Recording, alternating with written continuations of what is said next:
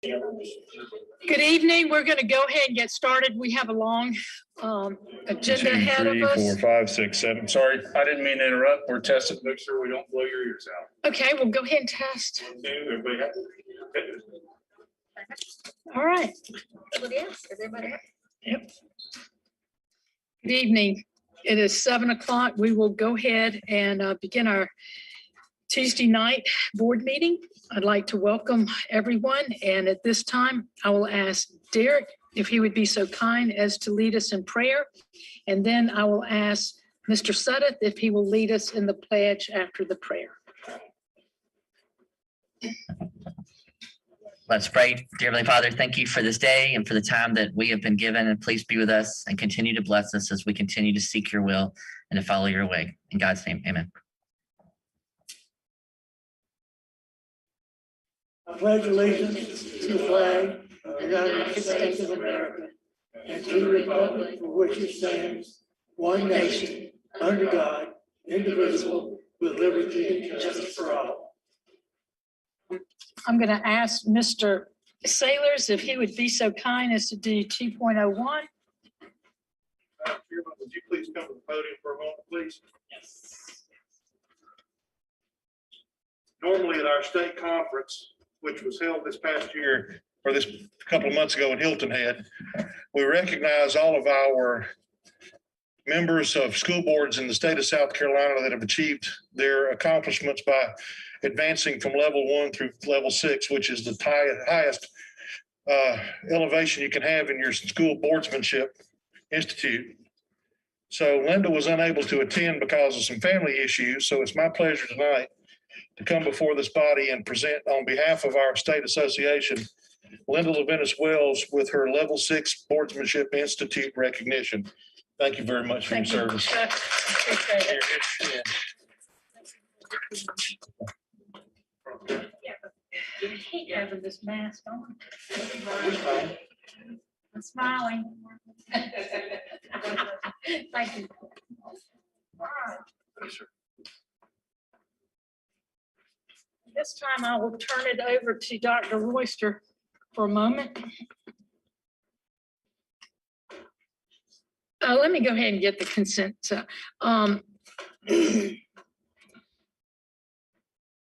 3.01 consent calendar.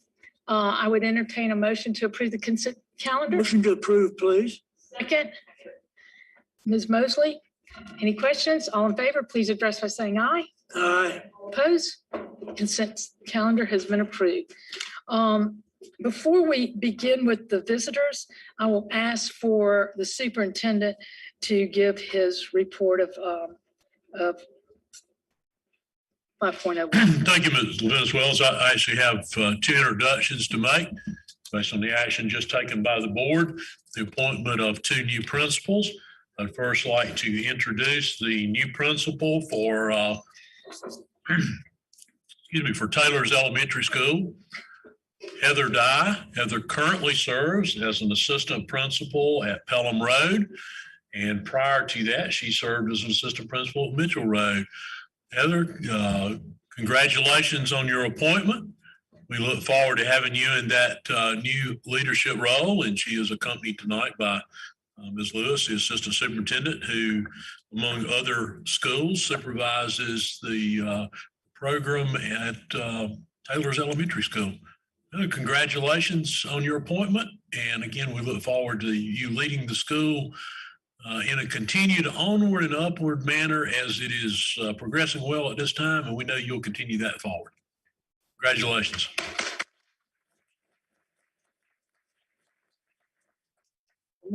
We have one more introduction. I'd like to introduce at this time the newly appointed principal for A.J. Wittenberg, Preston Spratt. Mr. Spratt is an experienced principal coming to the district from Willow Drive in the Sumter School District. We are most pleased to have him with us. He brings with us not only the experience of having been a principal and an assistant principal at the elementary level, but early in his career, a science teacher, very well versed in the inquiry method and its application. And for that and many other reasons, a very, we believe, very natural fit for the leadership role at A.J. Wittenberg. It is a unique program and school, and we have full confidence that he is an excellent fit for that school, and we look forward to having him in that leadership role and welcome him to Greenville County Schools. And his immediate supervisor, Brenda Bird, is with him tonight. President, welcome to Greenville County and congratulations. Thank you, Madam Chair. Thank you, Dr. Royster. At this time, before we entertain 4.01, the appearance of visitors, without objection, I'm going to waive board policy where it's limited to 1 hour. I would like for all of our visitors to have a say, and I don't want to have to turn anyone away. So are there any objections? Then we will proceed. Mr. Lewis, are you ready? All Yes, right, ma'am. Mr. Davies, first person. As they come in, as well as a reminder, they've been briefed on all the parameters of the public speaking. All the speakers were given that information by Mr. Sherman or Mr. Daly prior to coming into the chamber. Mr. Lewis. Thank you. If you could state your name for the record, Melissa Witherspoon. and then we'll start the timer when you're ready. Good evening. I'm a teacher at Bryson Elementary School. So I'm coming here to you all as a kindergarten teacher and a parent within Greenville County Schools, as well as someone who has dealt with mental health personally. In September 2017, after our third child was born, I got up the nerve to finally speak out about something that was not right. My thoughts were not right in my mind. After faking it for 6 months, I was hospitalized and diagnosed with severe postpartum depression and anxiety. Through this experience, I've seen the effects that mental health has on other people. It does not choose gender. It does not choose age, social status, or race. It is harder to see, it's harder to diagnose, and it's harder to treat. People become guinea pigs while mental health experts are trying to find the right remedies to cure a mental disorder. Time, possibly medications, and therapy to teach coping skills are all combinations to overcoming struggles. On average, a person's brain is not fully developed until the age of 25. So many children might not even realize or comprehend the struggles they have. This year has been one of the most difficult years in my 12 years of teaching. I'm the first experience that children have in school, and they're so excited to begin big school. Yet we are made to tell them to stay in their seats, don't touch, don't play with their friends, don't go and help anybody. We're basically saying, don't help others. One of our country's biggest issues right now is unity, and all we've been teaching is division. Look out for yourself with the protocols we have put in place within our schools. Through this, we have been teaching and instilling a fear and anxiety within our children. As a parent, words from my own children, my second grader, while watching a Clemson football game, yells, 6 feet apart, 6 feet apart. They're not 6 feet apart. They're going to get sick and die. This is how he interpreted the 6 feet apart rule.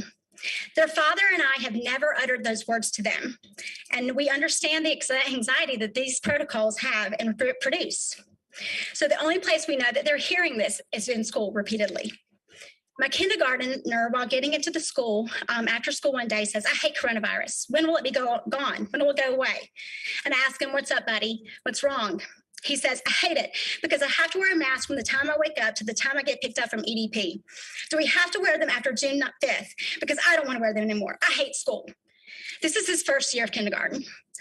My children's comments on the numerous and overbearing protocols Greenville County has implemented to keep us safe have really resonated with me. It is a job of our school system to educate students whose families willingly chose live in-person education. We have many procedures that are preventing us from teaching to our fullest ability and put mental and physical and emotional stress on us teachers and students. My final note is that coronavirus will one day be another pandemic that this country has. Yet, however, mental health issues will not be vaccinated against or eliminated by herd immunity. I pray that our district can make a decision that we will come back to normal for the 2020-2021 school year. Thank you. Thank you, Ms. Witherspoon.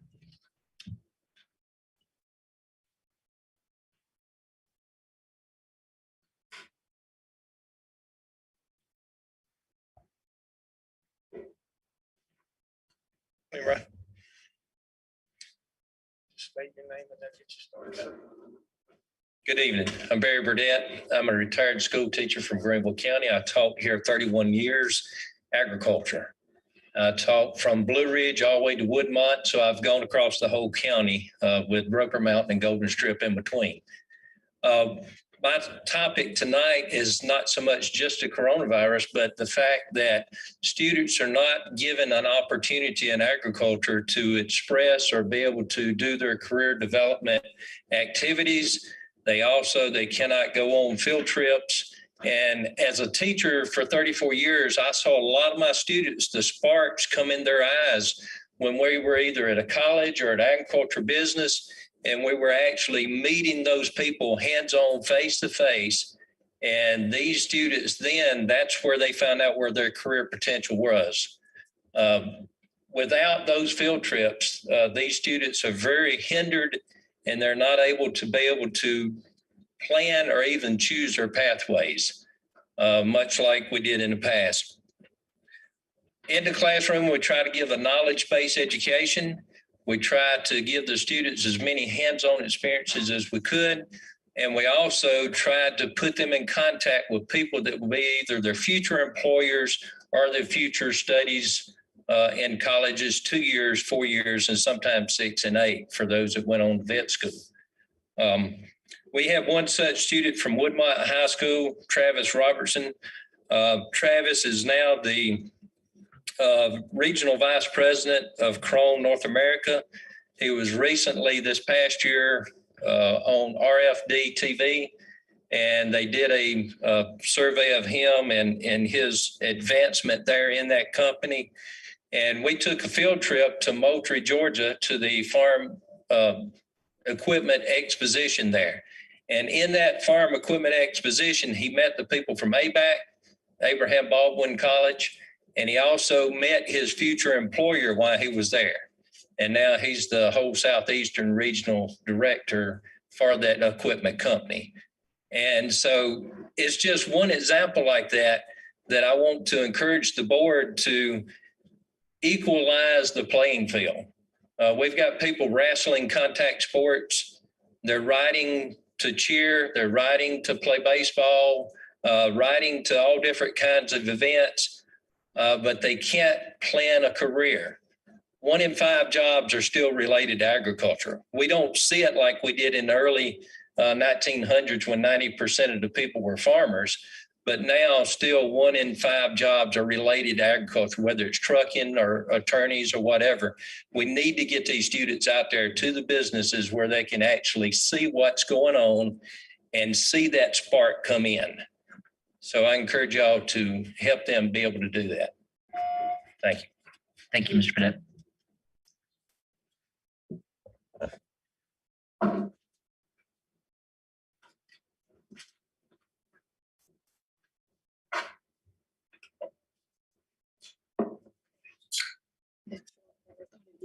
That's a job.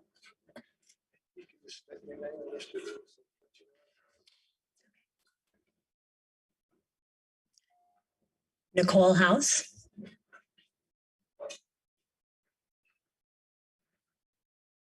Thank you. My name is Nicole House. I've been working in mental health awareness as a trauma recovery coach and advocate for the last 6 years with veterans and children. I served in the Army for 14 years with 2 deployments as a company commander. In addition to being a combat medic, I watched trauma, which is fight, flight, and freeze. And then lives being taken at the enemy's hands, then veterans taking their own lives, and also death by cardiac. As you see, trauma, you cannot unsee it. It is like a horror movie that will play over and over in your brain unless you get help. I lived this as a veteran. A traumatic event is losing anyone to death, accidents, and even in a pandemic. If it goes untreated, it will lead to anxiety, depression, a roller coaster of emotions, isolation, a lack of concentration, and this will impact our children's performance in school. As of last fall, South Carolina is 3 times higher than the nation in depression and anxiety. Our high school population, 15 to 19 years old, is where we're losing our teenagers. In this year of the pandemic, we have lost so many precious lives to suicide at the following high schools: Riverside, Malden, Wayne Hampton, Blue Ridge, and I know there's more we need to honor. We have the ability to save lives by having a mental health policy that is created by the school board. I'm going to ask that you consider this. This is so crucial. We have anti-bullying, violence. However, we do not have mental health in place. We want to involve the community. I had the honor and the privilege the last 2 years to work with the legislators, and they are very concerned, and they're doing everything possible to help us. So I think we need to unite together, not only the school board, the legislators, Superintendent Molly Spearman, who we've been in contact with. We must shatter the stigma of mental health and start asking, are you okay? And if someone is not okay, where are they going to go to? Where do we send them? Trusted adults, peers. But what we need to do is start being proactive and preventive. I have a background in policies and procedures aligned to the law. I'd like to volunteer, parent, community leader to help.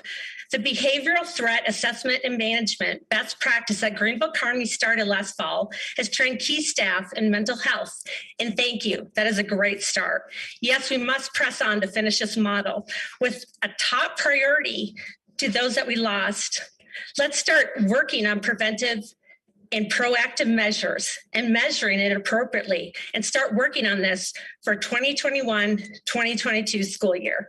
I did leave a copy of that, highlighted that, and that's on page 2 and 11. Thank you. Thank you, Ms. House.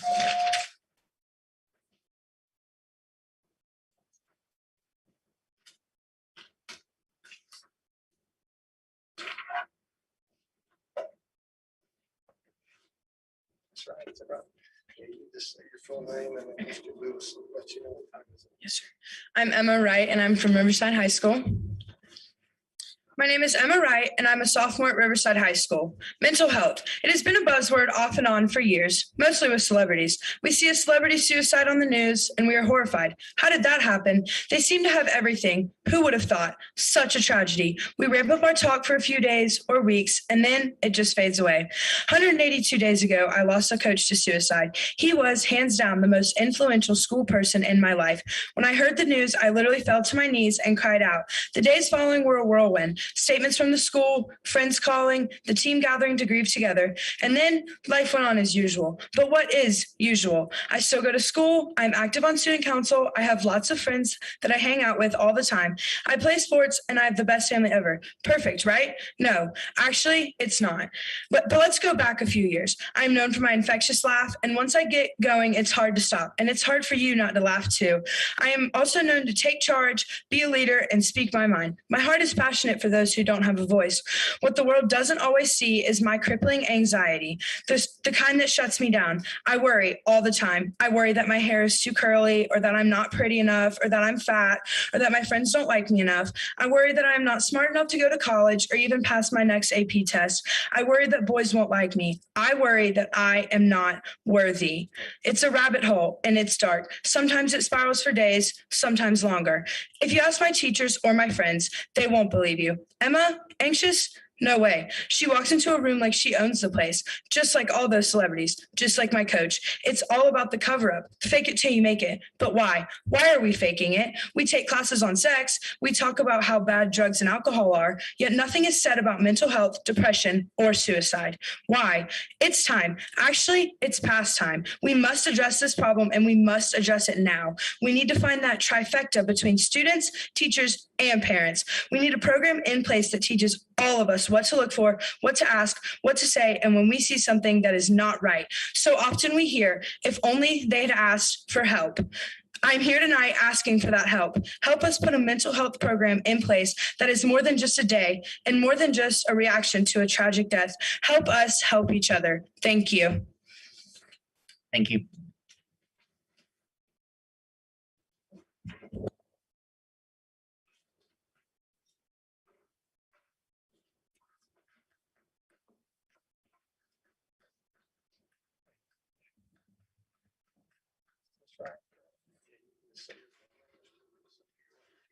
Okay, hey, I'm Stephanie Wright. Good evening. My name is Stephanie Wright. I'm the mom of a current sophomore at Riverside High. I'm coming to you tonight to ask for your help in implementing a mental health program in our schools. Our children are under the kind of pressure we never had growing up. When we wanted to hang out with friends, we hopped on our bike and found where all the other bikes were. When we messed up in class, there was time to fix it. There was no pressure on which college or career to choose because both were attainable. Let's move forward to now. Everything is different, and not just because of COVID. In this instant gratification world we live in, we see and hear and feel it all immediately. What we aren't doing is coping with it immediately. In this instant gratification world, we have forgotten that our children are just that, children. They must be taught coping skills, and those coping skills must be in line with the problems these kids are coping with. No longer is it acceptable to say or think, they're just kids, they'll bounce back. They are people with feelings and emotions and out of control hormones, and they need guidance. It is our responsibility as educators and parents to first learn how to help our children and then empower them to help themselves and their peers. Let me read you a few texts from my daughter. All of these are within the last 2 weeks, and all of these are from a kid who is on anxiety medicine. I ate my lunch, but now I feel huge and like I shouldn't eat for the rest of the day and night. I feel like I don't do anything right. Nothing physical feels bad. I just feel like I need a break. School is really stressing me out. Track is stressing me out. My teachers don't understand what a break is. It's just work on top of work on top of work. I don't like myself. I just feel like I have all of these requirements that I'm not meeting. We did this mental health week, and then it's just not talked about again. These are all from the 10th grader that just spoke. Here's the thing. She has a supportive family, a mom, a dad, an older brother, a dog. She has the American dream. She shares her anxiety with me. I reach out to my peers, her doctor, and countless websites to make sure I'm supporting her the right way. I think I am. I hope I am. I have no real training. I'm just going on my gut and life experience. But what about those kids who don't have the support my daughter has? Those without a voice? What if, instead of grasping for help on our own, we came together as teachers, parents, and students and learned how to help each other? Learned the warning signs of depression or anxiety. Learned how to be approachable and ask the right questions, and learned when it was time to turn it over to a professional. Just imagine if every teacher, parent, and student was equipped with the tools to intervene before it was too late. We as a district have the power to lead the way on this. Our administrators, teachers, and counselors are the best in the business. Our parents are involved and ready to learn. Our kids deserve the best that we can give them. Let's take that step tonight and meet the needs of our children. Not only do they deserve the best we can give them, but now more than ever, they need it. Thank you. Thank you, Ms. Wright.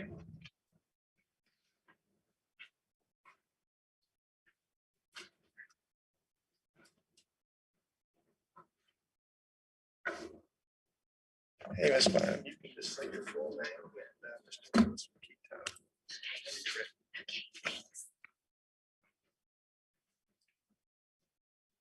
Hi, everybody. I'm Valerie Bynum, and I'm really excited to be here with you today. It's going to be my very last time in front of the school board, and I've been with your system for 20 years, and I have 3 children who have come through the Greenville County school system. I've been very involved, always served as a volunteer, served as a past PTA president. My children this is my first year they're gone, and I'm serving as a community member on the SIC board at Riverside High School. I love what you do. I appreciate your sacrifice. And I know all of your hearts are in the right place for our children. I do want to let you know I come from a unique perspective. I'm an independent college admission counselor as a professional. And I have seen the difference in my 2015, 2016, and 2020 grad from the Greenville County school system. And it is epic in terms of college readiness. I know that Mr. Royster's passion and his baby has always been the G+ effort in all of you. And I love the concept. I'm a huge fan. But I want you to know that if schools are not immediately open in August, the students in Greenville County are going to be a G. They are not going to be a G+. All of the things that have happened have really put in jeopardy some of the fabulous programs that you all have worked so hard to accomplish and the efforts that you've made to have our Greenville County students so ready for college. I have a freshman, and I have watched them try to step up to the rigor of college that is very real. Not dissimilar from the rigor of middle school to a high school freshman who takes honors and accelerated classes. When students fail, when they step up, and they continue to fail, not only does it mess with their self-esteem and their confidence, but they really do struggle when you throw in the isolation, which college freshmen and high school freshmen similarly have had to deal with. And socially, emotionally, as you guys know, they are not there to support each other. And I will tell you, I feel like I've just been putting $100 bills through the shredder with college tuition. And I think taxpayers similarly feel that. They are paying their taxes and they're not being allowed to let their, to send their children back to school. I know that you're concerned and I know that you're worried, but I do have two things I wanted to share that I know you're already familiar with.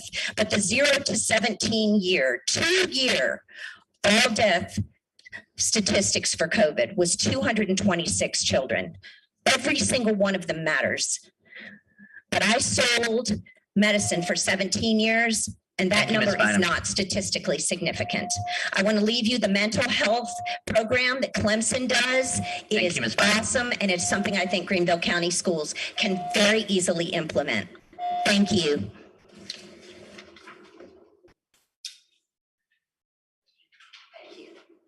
Thank you so much. Thank you.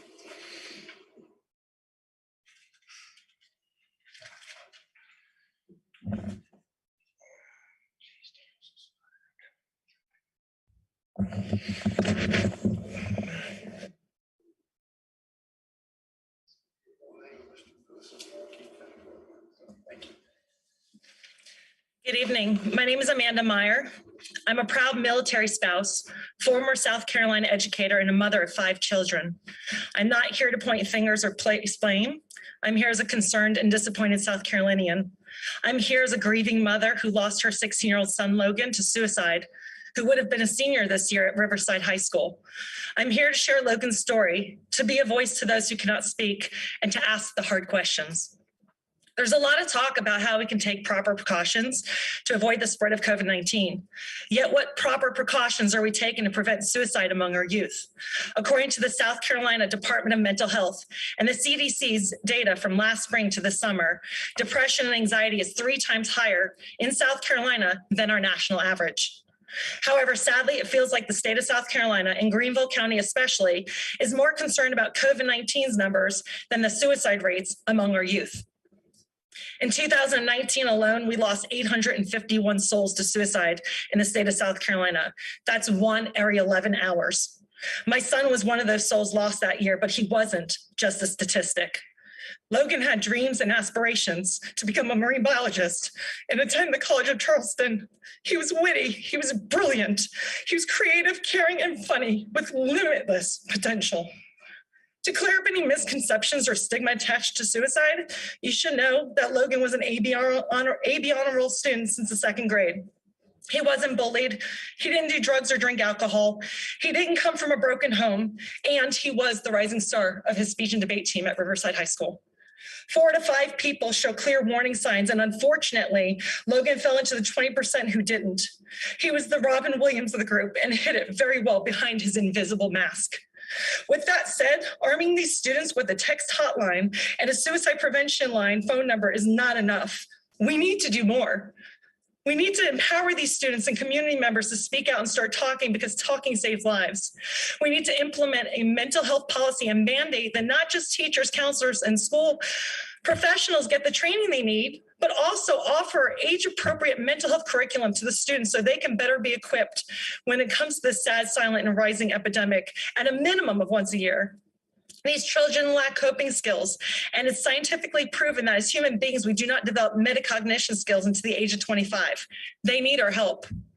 You are the leaders, and as the leaders in South Carolina, you have a moral obligation to protect our youth and our community, not just from COVID-19, but from the strains on their mental health.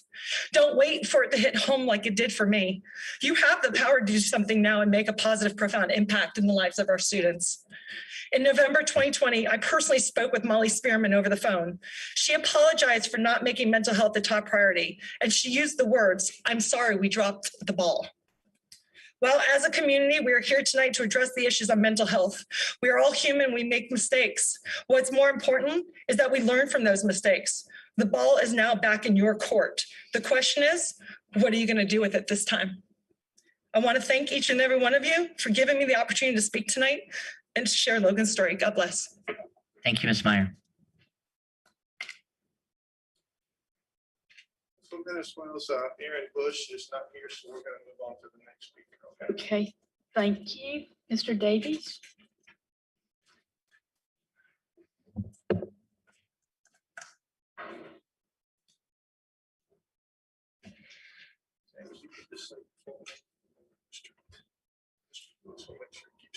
Good evening, folks. My name is James Brundage, and I'm here to talk to you about the approved reading list of Greenville County School District.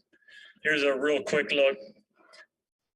Talking to Strangers. This book pushes a false narrative of police brutality against African Americans. Several nonpartisan studies have been done that disprove that argument, that white officers are engaged in an epidemic of racially biased shootings of African Americans. Nickel and dimed. In this book, the author promotes socialist ideology and belittles Christians, among other disgusting discussions. She advises students to join the organization called Acorn, which is engaged in electioneering, lobbying, and embezzlement. The author also mentions anal homosexuality. If that just shocked your system hearing those words in this room, it's probably inappropriate for our kids. The most offensive part of this book is when it characterizes Jesus Christ as a drunken bum and Christians as a group who only care about themselves and not the salvation Christ offers us. Could you imagine the uproar if our kids were asked to read a book that mocked Muhammad and Islam? Dark Money. This book is laser focused on corruption in the Republican Party, in particular the Koch brothers. The author contends that the Kochs and their network of billionaires have already bought the American political system. If this were indeed true, how is it that we currently have the Democratic Party controlling the House, Senate, and the White House? Why doesn't the reading list include books that address liberal corruption by the likes of George Soros and Tom Steiner? The New Jim Crow. The author suggests the Reagan administration declared a war on drugs to use it as a vehicle to undo the civil rights movement. The author says the drug war was motivated by racial politics, not drug crime. The drug war was launched as a way of trying to appeal to poor and working class white voters as a way to say, quote, we're going to get tough on them, put them back in their place, and with them defined as African Americans. Sick. This is a disgusting viewpoint, especially in light of the fact that prominent African Americans, including Charles Rangel and Eric Holder, supported and helped advance these drug reforms. This course expects students to use the evaluative skills that they have been taught to assess for themselves the arguments of others. If the intent truly is to teach our kids how to evaluate arguments, why don't we present them with an equal balance of opposing viewpoints, instead of indoctrinating them with liberal ideology and teaching them to mistrust anyone who is of a different race or in a different tax bracket? Thank you. Thank you.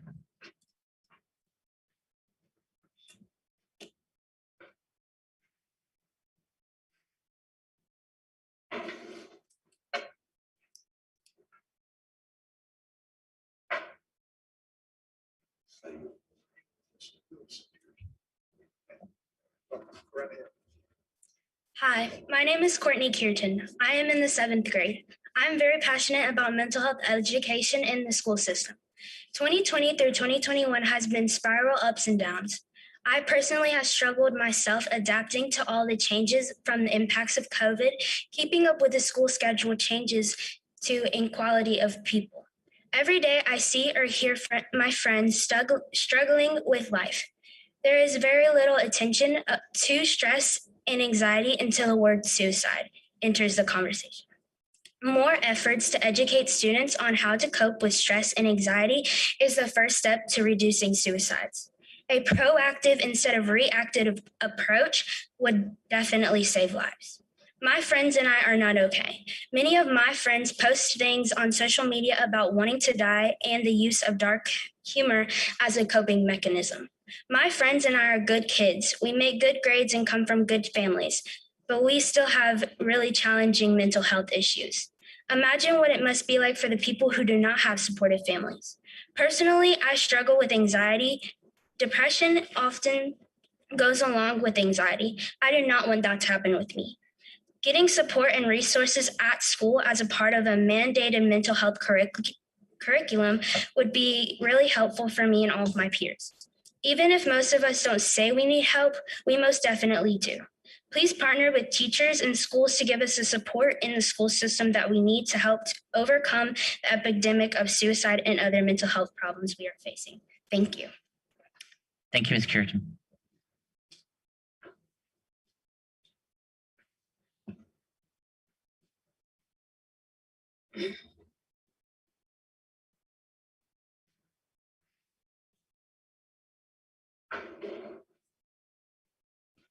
Take her.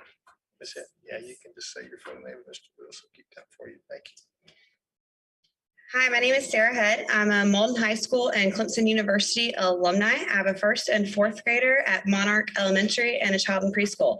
I'm here to ask for the choice to have a normal in-person school environment and activities moving forward. Now that the vaccine has been given to over 4,000 employees, and knowing that our CDC guidelines are recommendations and not laws, it is time to begin removing some of our restrictive mandates. As a body of educators, we should acquire information and look at what is best to continue to teach and support the students, which should be our #1 priority. There are many schools around the country and here in Greenville who we can look to for guidance on this if needed. It is past time to put the responsibility of health back on the individuals of our community and allow our healthcare facilities to continue to do their job. A dear friend who is an ICU COVID nurse at Greenville Memorial said last week her 16-bed COVID unit is now down to just 6 beds. They are not overwhelmed, and numbers will continue to decrease as the vaccine is given. Greenville News and the USA Today reported that the CDC is no longer recommending that 6 feet of space and plexiglass shields are needed due to the availability of the vaccine. Individuals now have numerous ways listed by the CDCs to take on the responsibility of their health should they wish to do so. Most importantly, Greenville County Schools has offered the virtual school program, which is a wonderful choice for those students and teachers who may feel the need to remain in a more controlled environment.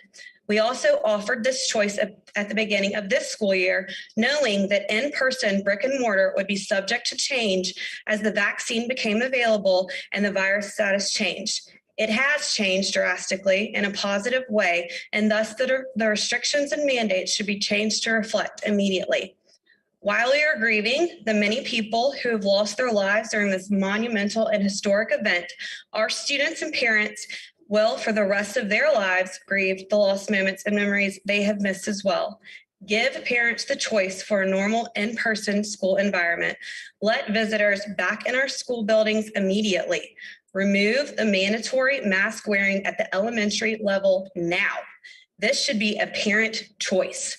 When speaking with numerous parents and using my educational background in psychology, it is apparent that the damage that is happening both physically and mentally from constant mask wearing will continue for years to come. We should never make a child feel like failures for keeping a mask on their face 6 hours a day. What type of citizens are we trying to build? Leaders and world changers, or intimidated and self-conscious young adults who feel like they cannot do anything right? As my own fourth grader approaches his last year of elementary school, if these restrictions are not removed to reflect the newly provided vaccine, we will not be staying with Greenville County Schools. Thank you, Ms. Head.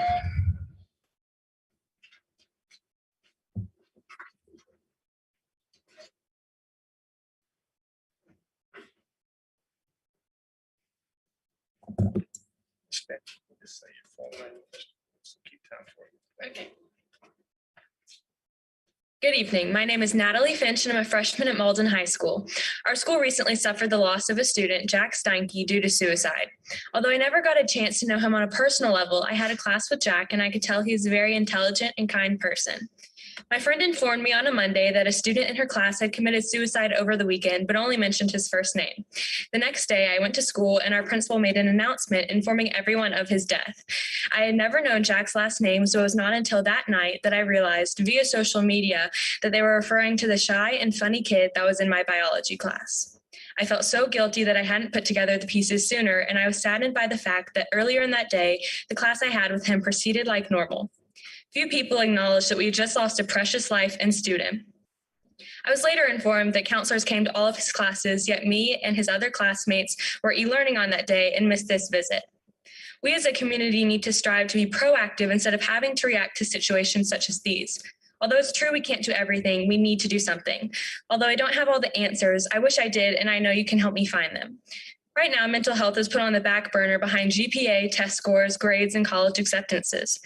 Jack's family mentioned that the only difference they saw in him was his grades dropping. It terrifies me to think that he was able to mask his pain so well, and it's scary thinking of how many other students are hurting in private right now, afraid to share their emotions with anyone.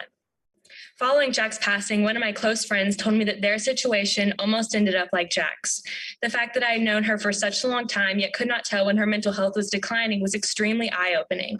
She'd been going through so much in silence without any support for fear to talk about it. She expressed that she didn't want to be a burden to others, which I know is a common feeling. Many people have this mindset, and I think it stems from the taboo nature regarding mental health in our society. Heavy topics such as mental health and suicide have gotten swept under the rug, causing many people to feel ashamed to mention their struggles. As students, we have never been taught how to properly deal with deep feelings that in reality are quite common. Furthermore, we have never been taught how to support someone who is going through mental health struggles. For me, as a friend, it was hard to know how to deal with the information that I was given by my friend. Teachers also need to be an available and equipped source to their students through proper training. Although guidance counselors are wonderful, they lack the student-teacher relationship. Students that are less likely to open up to someone that they don't have a relationship with. The fact is that we can't sit around hoping that these issues will be solved once COVID restrictions are lifted. Ignoring that this is in fact a problem will not benefit anyone. Improvements of students' mental health will take work from all of us, but it's worth it. The lives of our fellow students are too precious to lose. Thank you. Thank you, Ms. Finch.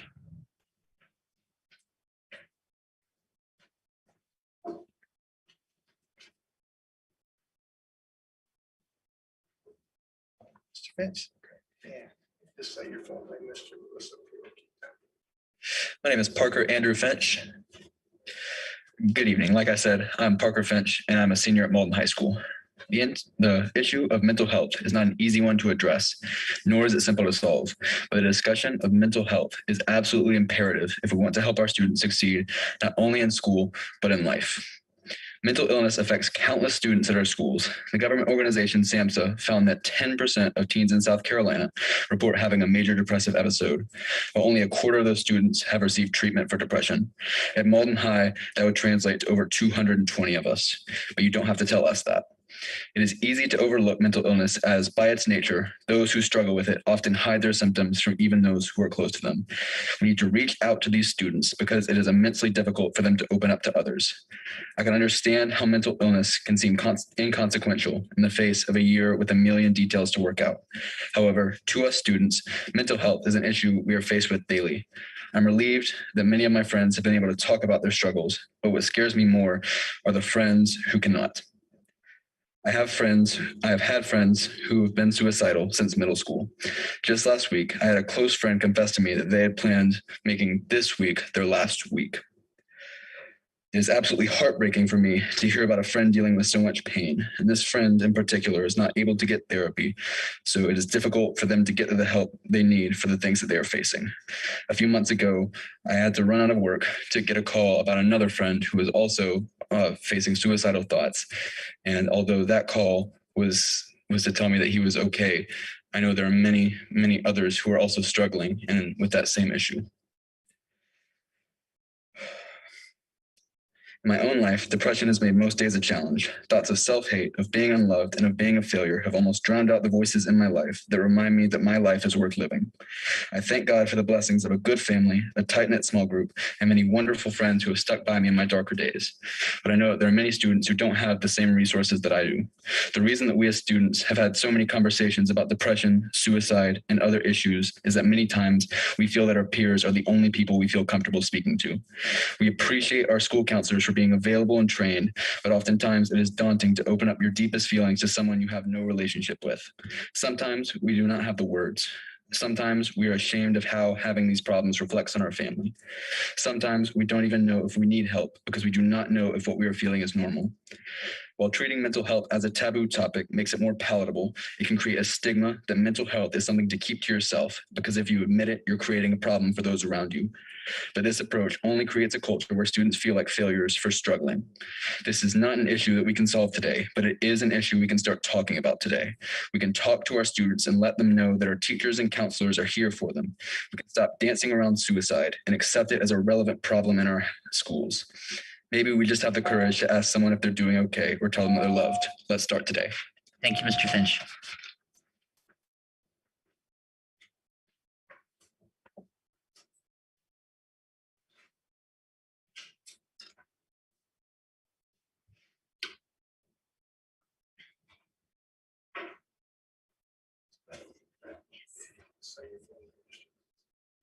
Thanks for coming. All right. I'm Cosby Bain. Good evening. I'm a senior at Malden High School, and my name is Cosby. One cold morning of my junior year, the death of a student was announced over the loudspeakers. It took me until lunch to put the pieces together. That student had been the kid in my Spanish class who always managed to thwart me at Kahoot. I and so many others felt an overwhelming sense of guilt on that day because we didn't know how to respond to the death of one of our peers. I myself felt guilty that I hadn't seen the warning signs, and yet I had never been taught to look for them. I had never been taught how to react, but I knew I had to do something. At Malden High, in a body of 2,400 students, we are pressured to learn content for the next test before we are encouraged to learn one another's names. That was when the idea for Mavs Matter Day was born. It would be a school-wide celebration centered around fostering friendships in the classroom and emphasizing the importance of mental health. As some of you probably know, the idea for Mavs Matter Day was approved and executed last January. However, a celebration rooted in reactivity cannot provide the same support for our student bodies as policy rooted in proactivity. We need to take steps to increase mental health awareness for both our students and our educators. Many of you may be familiar with Aaron's Law, which is a state law requiring mandatory age-appropriate sexual abuse education. We have the ability to parallel this law and require mandatory age-appropriate mental health education for every GCS student, which would make us a leader in preventative education in our state. Consider this. Mental health first aid is a certification that is earned by some teachers in GCSD. Shouldn't this tool that helps teachers identify potential mental health pointers and first steps of intervention be a requirement for all teachers? While our teachers are required every 5 years to take a PD on suicide prevention, and we are thankful for this, shouldn't this information be presented every year alongside CPR training and classroom cleanliness procedures? Beyond this, we ask that our school district create a uniform policy for the aftermath of a student death. The discrepancies in the way my high school, Malden High, has handled 3 student deaths in the past 3 consecutive years have been astounding. The shooting of an athlete led to an immediate response from our administration, while the suicide of 2 other students left them silent and left the school population reeling in confusion. In the absence of uniform policy, we see administration relying on students to spread the news of the cause of death. And in my own experience, private information about suicide is being leaked out through educators. These violations of familial privacy should be prevented by clear guidelines outlining how students and teachers will handle student deaths every time they occur. GCSD has the power to be proactive in recognizing and responding to mental health issues, including suicide, rather than reactive in the aftermath of tragedies. When you choose to equip our educators and students to combat mental illness, you will see an advance towards a learning environment where every student will be inspired, supported, and prepared. Thank you. Thank you, Ms. Bain.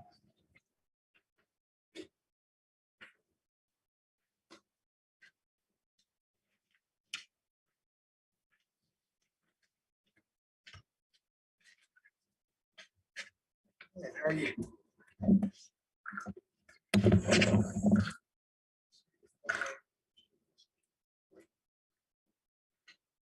name's Kelly Moxie. I'm a registered nurse. I am here tonight as a concerned parent.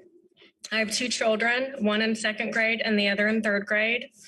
In the fall, I noticed my youngest was having an extremely hard time reading. He also got put in a resource reading group because testing showed he was not at the level he needed to be.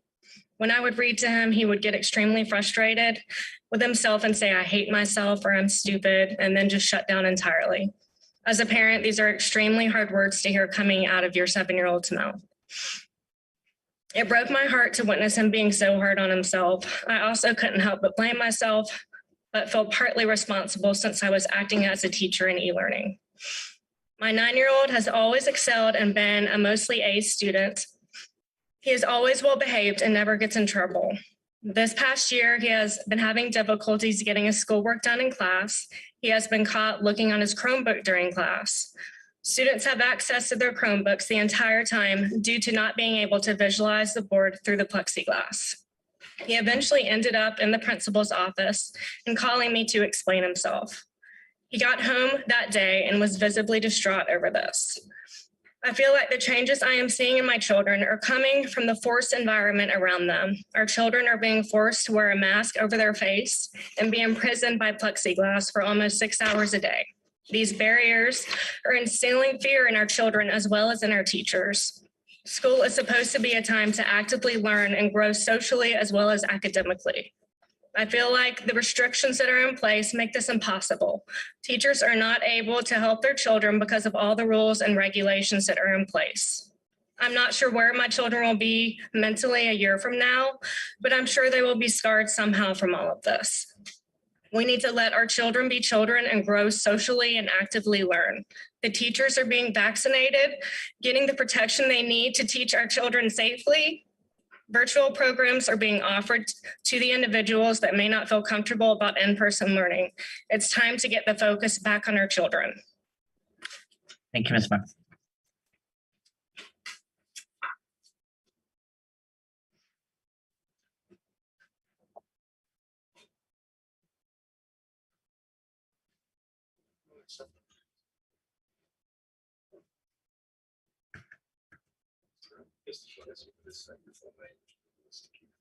Thank you so much. Yes, sir.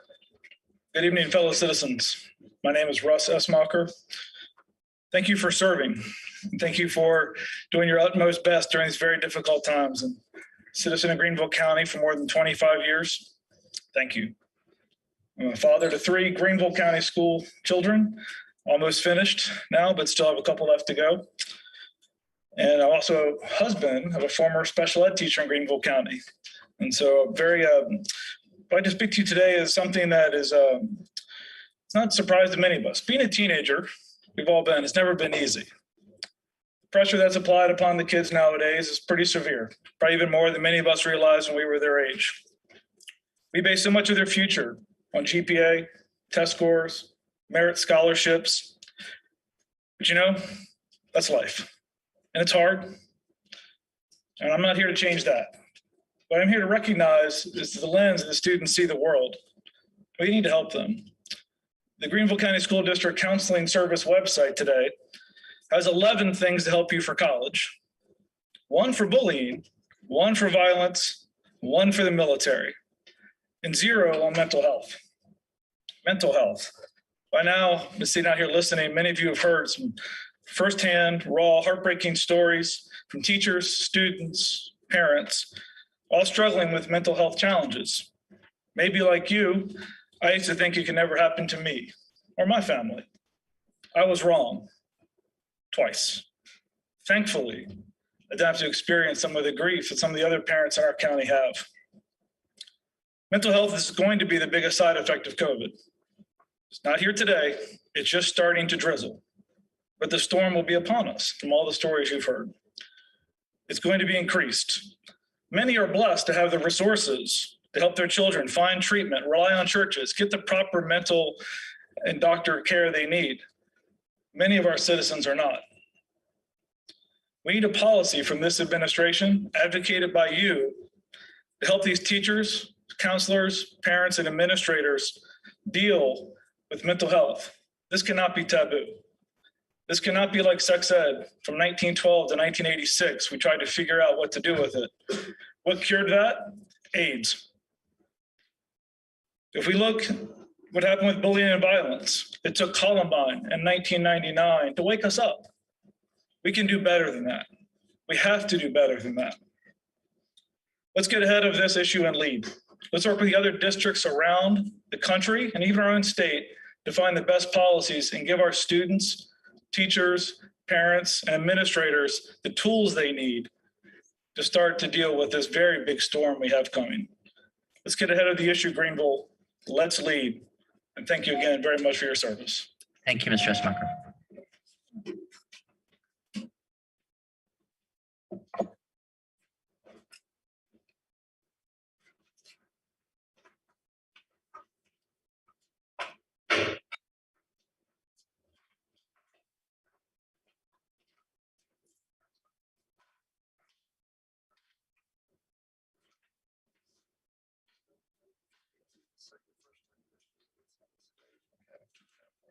Excellent.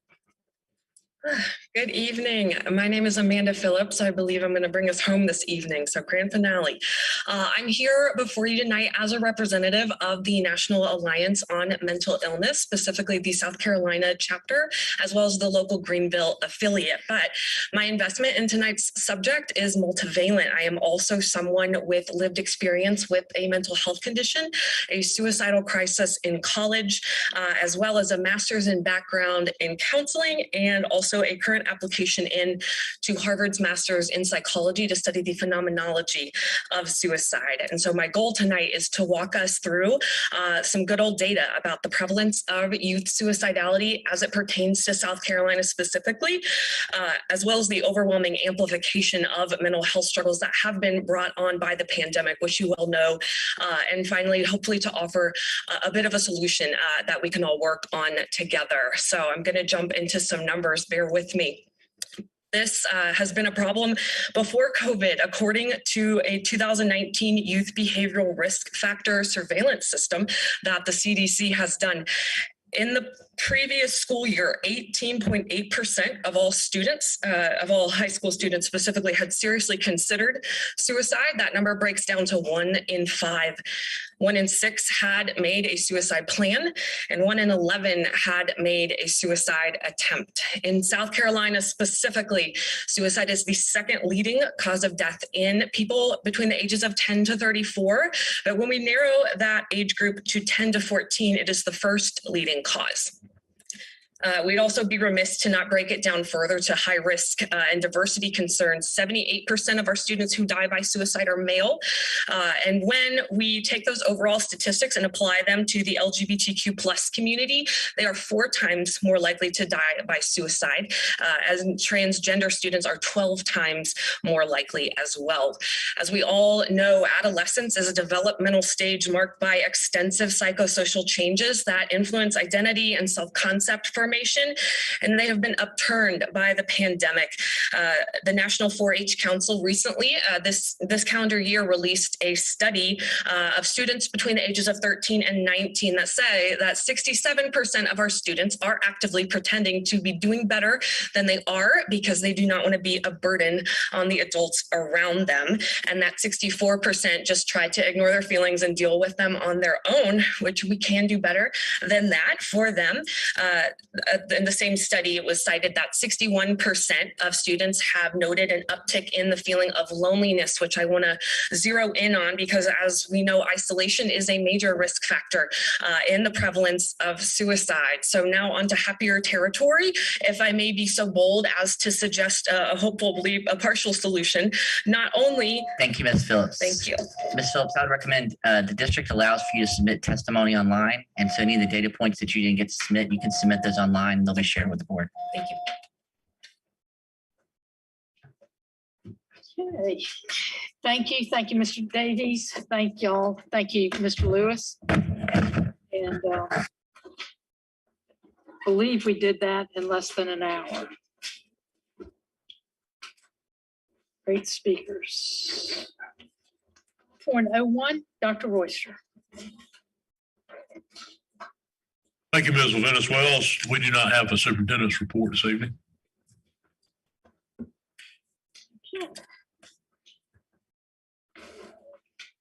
All right. Thank you, Mr. Lewis. 6.01, revision of board policy FGB, property acquisition. Recommended motion coming from the committee of the whole needs no second. With all in favor, or any questions? All in favor?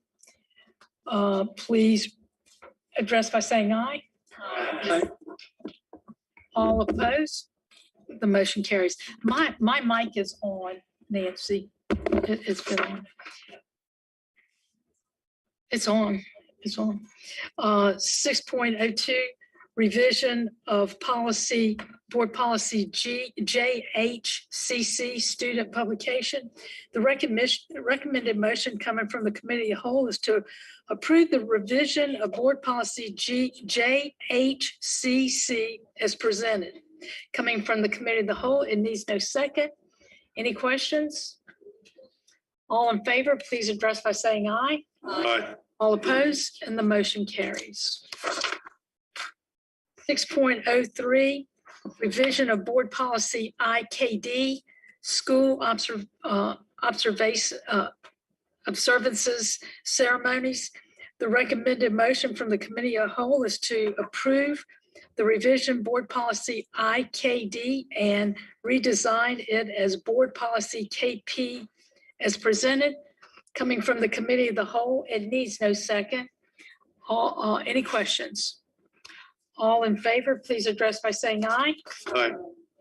All opposed, the motion carries. 6.04, revision of policy, board policy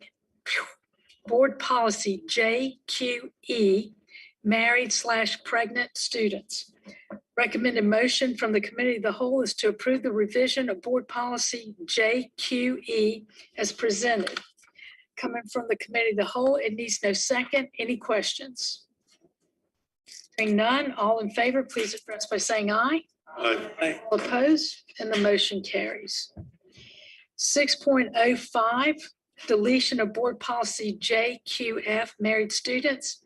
Recommended motion from the committee of the whole is to approve the deletion of board policy JQF as presented. Coming from the committee of the whole, it needs no second. Any questions? All in favor, please address by saying aye. Aye. All opposed, and the motion carries. 6.06, amendment to employee bonus. Madam Chairman, Yes, sir. I'd like to make a motion to amend the conditions of the bonus payment approval on January 12th to provide a one-time bonus of $500 to previously ineligible employees who worked the first half of the 2021-22 school year as detailed in the attachment and presented by the administration. This in recognition of their service to Greenville County Schools. Thank you. Mr. Saylor's made a motion. Do I have a second? Second. Second by Mr. Sudduth. Any questions? Hearing none. All in favor, please address by saying aye. Aye. All opposed? The motion carries. 6.07, approval of contract recommendations. Recommended motion from the administration to approve the annual personnel contract recommendations as presented. So moved. Motion has been moved by Mr. Saylors. A second by Mr. Meek. Any questions? Hearing none, all in favor, please address by saying aye. Aye. All opposed, and the motion carries. 7.01, committee liaison reports. At this time, I would ask for committee reports. Mr. Lewis. Thank you, Madam Chairman. Just a couple of updates for the board. Tomorrow, we have scheduled board tours of Westcliff Elementary School and Tanglewood Middle School. The tour of Westcliff Elementary School will start at 12:30 at Westcliff, and the tour of Tanglewood Middle will start at 1:45 tomorrow at Tanglewood. There are 6 board members who have indicated to Nancy that they are planning to attend. If you would like to attend and you're not one of those 6, if you'll just let Nancy know by this evening so that we can make sure that we have enough staff to be able to handle those tours. Also, the chairman sent out a reminder that if you're interested in running for office, that those notices need to be sent to me electronically by April the 1st in accordance with board policy. Okay. All right, any other committee reports? Madam Chairman. Yes, sir. Mr. Meade. The audit team committee met this afternoon, had a good discussion, and we will be meeting again, I think, on the afternoon as a committee of the whole. We'll have Mr. Finney there and to advise us, and we will bring a recommendation back to the board of any audits that we feel is necessary at the April board meeting. Any others? Madam Chairman. Yes, sir, Mr. The Advocacy Committee also met this afternoon prior to our executive session. There were 4 items of conversation related to legislation taking place in Columbia currently. We will be presenting at the committee of the whole meeting 2, possibly 3 pieces of action for the board to take at that time. Any others? Thank you so much for your service on these committees and the information you've provided. At this time, we'll move to 8.01, monthly finance report. There's a recommended motion from the administration. The monthly financial statements are being presented as an information item. Dr. Royster. Thank you, Ms. Levinas Wells. Ms. Stacks available to answer any questions that you have. I don't think there's any item of particular note to bring to your attention. That's correct.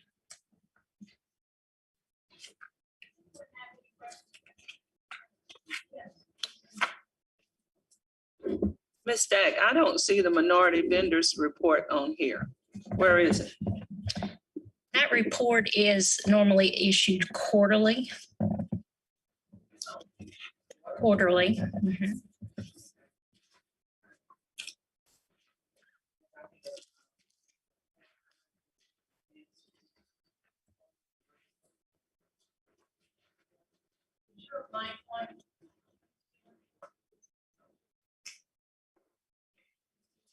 Information that I asked at the CAL, you were supposed to get some information to me. I don't think I received that information. Okay, I apologize and I will follow up on that. Okay, thank you.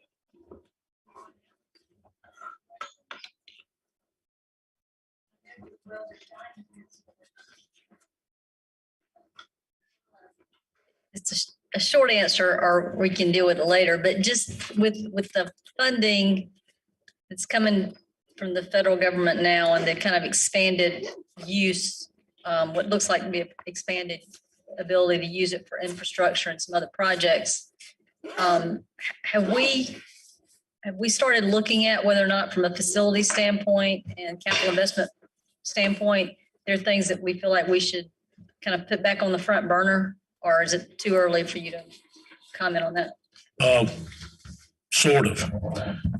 We've begun the process. In fact, we've kind of run it simultaneously with our budget preparation. As you know, we're putting together things for your budget workshop next week. Of those items that would be non-recurring in nature, that would be reinforcing of or help to carry out items that are in the strategic plan. One thing in there, pretty timely topic given some of the comments tonight, is a curriculum package on social and emotional learning. There's also some considerable computer infrastructure replacement. There are a number of other areas, a fairly large amount of funding. There are a number of other areas that we believe would help us address some of the goals that we currently have in place. There's also going to be a recommendation over the next several years that we will likely need to use some of that or fund balance or some combination of the two to carry us forward for some period of time without getting too great into depth about that. But there will also be funds remaining even after we look at those priorities.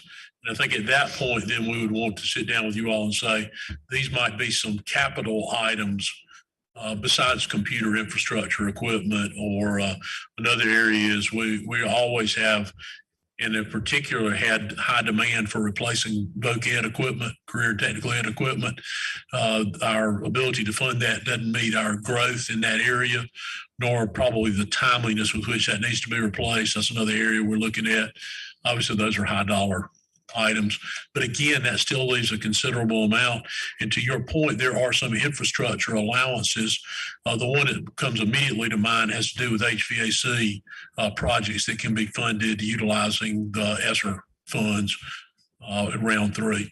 We're also currently looking to determine any eligible general fund expense we had this year that we might charge back to one of the ESSER funds, thereby creating additional fund balance that you can use fully at your discretion without the parameters around ESSER funding. So that might have been a little bit longer answer than you wanted, but that's sort of the direction we're moving in. And some of those things we will be talking a little bit more about as we progress through the general fund budget process, because they do impact it to a degree. Okay. And that facility assessment report that you guys started a year or two years ago? It is nearing completion. We anticipate it being completed through the summer and probably an August, September item to bring to you all. We went back and added a couple of facilities to it that were not originally in it. Greenville, CDC, and I don't remember, what was the other one, Phil? We added like a month ago. Northwood.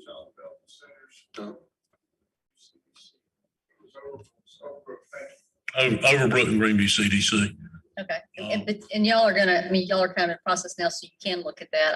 I guess knowing that a large infrastructure bill is probably on the horizon as well. I know we would be well positioned to spend some of that money if we could get it, because I think what we're beginning to identify, kind of confirming what we knew. We got some buildings, they're nearing the end of their life expectancy. They're the non-best. Some of them will immediately come to board members' minds. Bryson Middle School, it's a 1954 building. It was updated during best, but it's a 1954 building. So we're looking at those. I'm sorry, it wasn't Overbrook that was added. It was Sullivan Center. Anyway, we're looking at all of those. So we would be prime position to take advantage if there's additional infrastructure money available as well. Okay. Well, and what I was going to say is I know Mr. Sailors is probably really in tune with the fact that as that comes on, the pricing, it's going to go up on construction. So our dollars are not going to go as far, probably 2 years from now or 18 months from now as they will. 12 months from now. And I think we've identified some things that may have a more immediate probably concern than wait until best is fully paid off in 29. So this provides another opportunity to address some of those things. We're at the point now of trying to prioritize within that study what those areas are and making sure we fully understand the engineering assessments that we're doing. Okay, excellent. Thank you. Thank you, Linda. On the fund balance, what is the fund balance of the last month? Is it January you get? Yes, sir. January's fund balance is $274,768,000. The unassigned amount? That's the unassigned. Yes, Isn't that higher than I don't want to say normal, but it seems to be quite a bit a distance there. It is higher than previous years, and that reflects our savings of expenditures due to vacancies, lower sub costs, other areas that we have recognized as savings in this COVID environment. Okay. Do we see any expected cost that would bring that down between now and June? Anticipated? No, sir.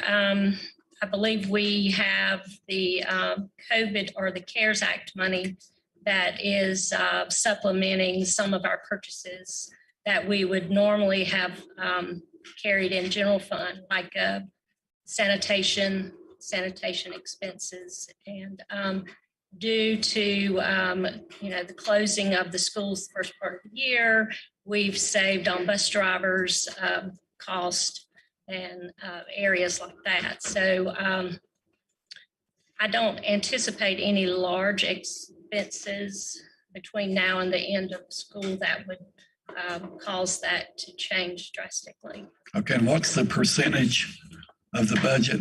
What is the percentage of the unassigned? Unassigned is at 40%. 40%. And our policy is 8.33. Okay, thank you. We could talk for a second about the fans budget, and you can send me this information if you don't have it now, but we have now been through more than half a year of offering free lunch and free breakfast, which subsidized at the federal level. Have we seen whether that's had any negative impact on the budget or our ability to meet budget? It's had some negative impact. And I think Robin can probably find that for you. We were informed a few weeks ago, but I don't think there's been any formal notification of it. And I don't know if this is still the case, that we might expect some additional subsidy from the state to help offset some of this.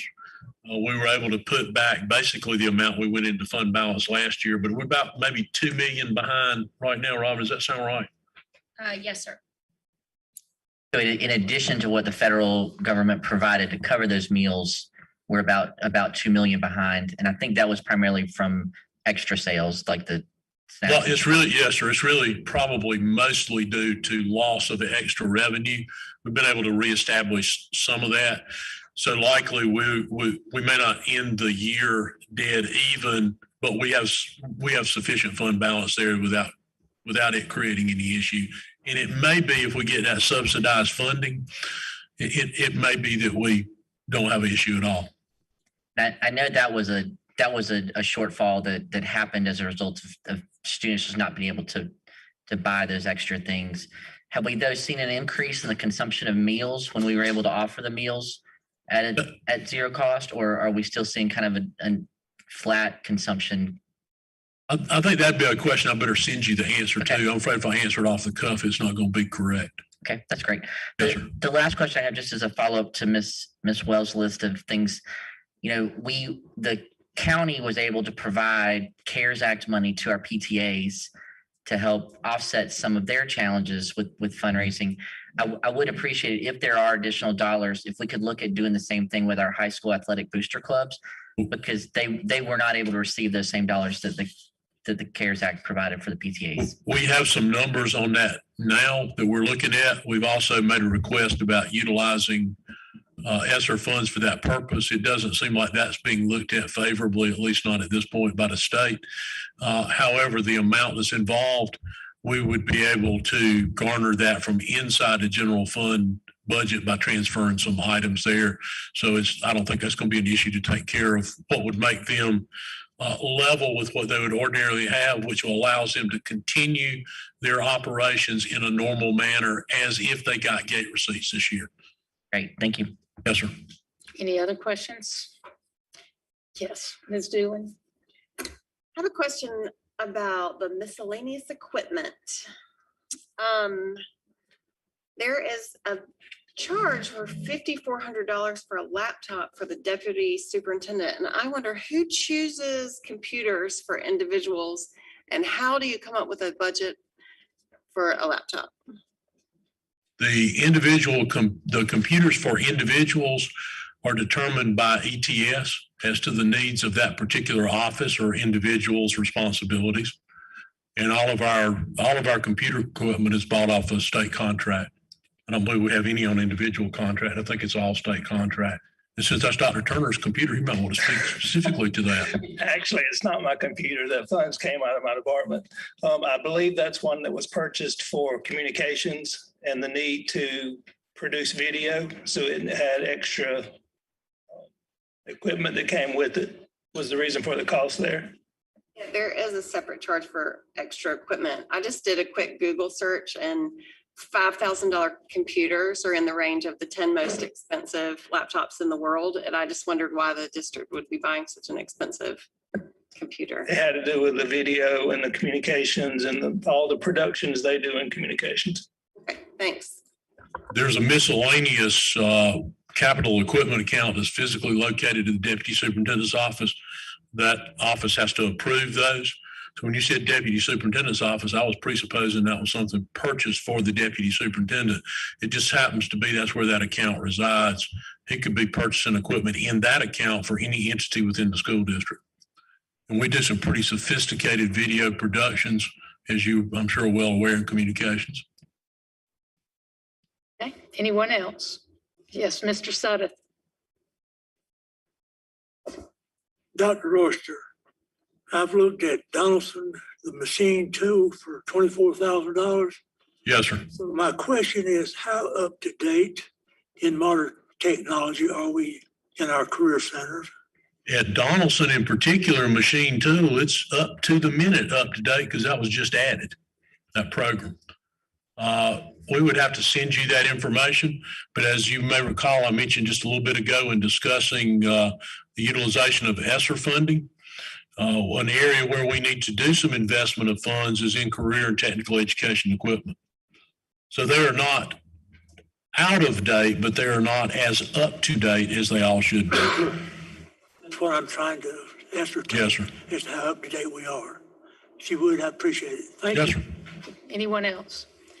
Before we adjourn, I'd like to thank you, Dr. Royster, Brian Sherman, and Philip Davies, as well as Sir and everyone who organized everything outside and had the seating arranged, names on the chairs. Everything went like clockwork.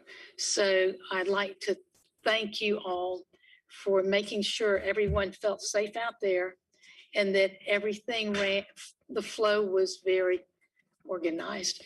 Thank you, Mr. Lewis, for timing and making sure everyone felt comfortable when they were speaking. This time I'll entertain a motion to adjourn. Chairman, I move we adjourn. Second? Second, Dr. Stiles. All in favor, please address by saying aye. Aye. Opposed?